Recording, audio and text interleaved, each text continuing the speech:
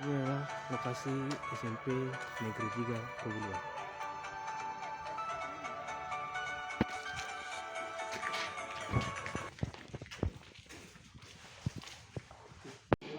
Ya, selamat pagi. Perkenalkan, saya Joseph Dimarulang, mahasiswa dari Sekolah Tinggi Olahraga Kesehatan Bimbingan.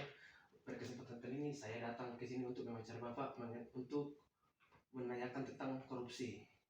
Sebelum memulai dari pertanyaan saya untuk wawancara, bolehkah Bapak memperkenalkan diri Bapak sebentar?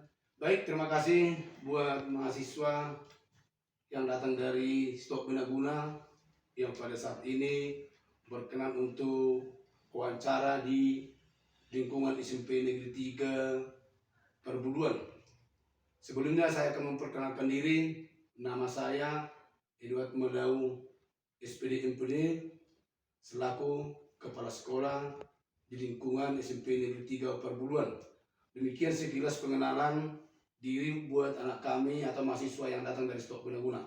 Silakan dilanjutkan anak kami. Terima kasih atas perkenalan singkatnya Pak. Ada 3 hal yang ingin saya tanyakan kepada Bapak. Yang pertama itu adalah, menurut Bapak, apa yang dimaksud dengan korupsi? Baik, terima kasih dari pertanyaan yang disampaikan anak kami atau mahasiswa yang datang dari Stok Benaguna. Bahwasanya pengertian dari korupsi itu yang pertama, tindakan memperkaya diri sendiri atau menguntungkan kepentingan. Inilah pengertian dari korupsi. Yang kedua, perbuatan melawan hukum. Jadi inilah beberapa pengertian dari apa pertanyaan sampai anak kami. Demikian. Yang kedua, apa faktor penyebab terjadinya korupsi? Baik, penyebab dari atau faktor penyebab korupsi ada beberapa faktor.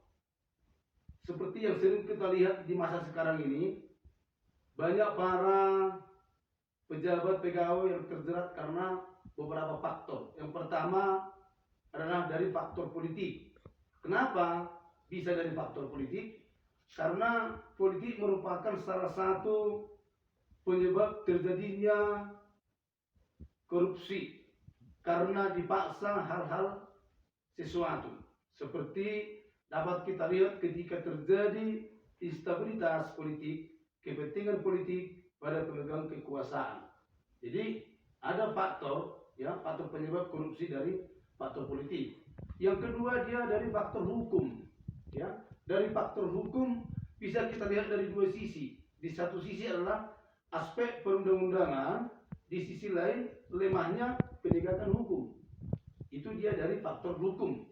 Selanjutnya ada dia dari faktor ekonomi. Nah, inilah biasanya, ya. Biasanya faktor penyebab korupsi tadi paling besar dari faktor ekonomi. Ya, rendahnya gaji para pegawai. Ya, rendahnya gaji para pejabat. Sehingga dipacu untuk melakukan korupsi. Karena tidak memenuhi kebutuhan yang akan dipakai si pegawai tadi. Seperti itu dia. Dan yang terakhir ada juga dari faktor organisasi, ya. Jadi faktor organisasi tadi termasuk salah satu penyebab faktor korupsi itu. Kenapa bisa seperti itu? Karena di organisasi tadi dia hanya bisa melaksanakan kegiatan-kegiatan yang minim, ya.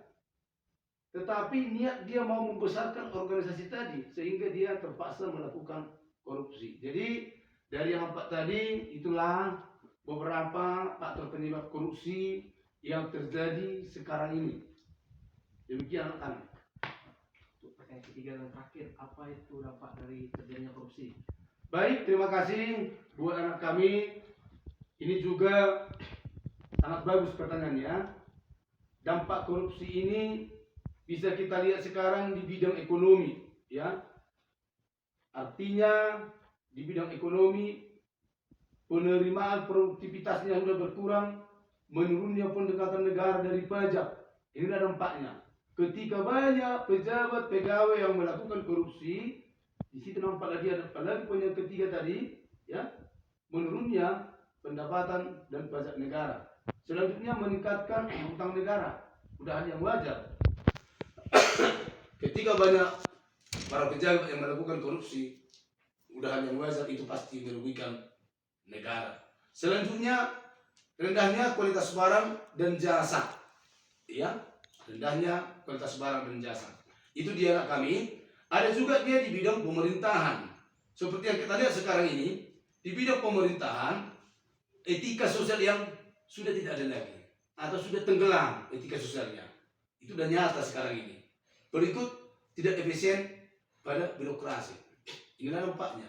Begitu banyak nanti melakukan korupsi para pejabat-pejabat kita, maka tidak efisien birokrasi. Itu udah jaringan itu.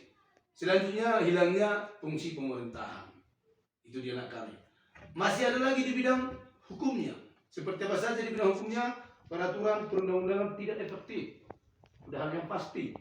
Ya, hilangnya kepercayaan masyarakat terhadap negara. Bisa kita lihat sekarang ini, ketika masyarakat menonton di media, mereka melihat ada pejabat-pejabat terus itu aja terus berita, ya, korupsi di sana, korupsi di sini, maka hilanglah kepercayaan masyarakat terhadap negara. Selanjutnya di bidang politik. Nah ini dampak korupsi tadi di bidang politik. Politik tidak percaya, ya, demokrasi, kedaulatan negara hancur. Inilah yang terjadi sekarang ini. Maka anak kami yang datang wawancara dari Stok Bina-Guna, dari 3 item tadi pertanyaan disampaikan kepada kami, ya, ini harus bisa kalian pertahankan ini, ya. Jangan begitu sudah observasi, jangan lagi dicontoh seperti ini. Maunya diterapkan di pemerintahan dan juga di tengah-tengah masyarakat. Demikian yang bisa kami utarakan, kami jelaskan kepada anak kami atau mahasiswa yang datang dalam Stok Bina-Guna. Sekian dan terima kasih. Terima kasih atas waktu dan kesempatan yang telah diberikan kepada saya, sehingga saya dapat mencari Bapak untuk memenuhi tugas mata kuliah pendidikan anti korupsi saya. Sekali lagi saya ucapkan terima kasih, Pak. Terima kasih.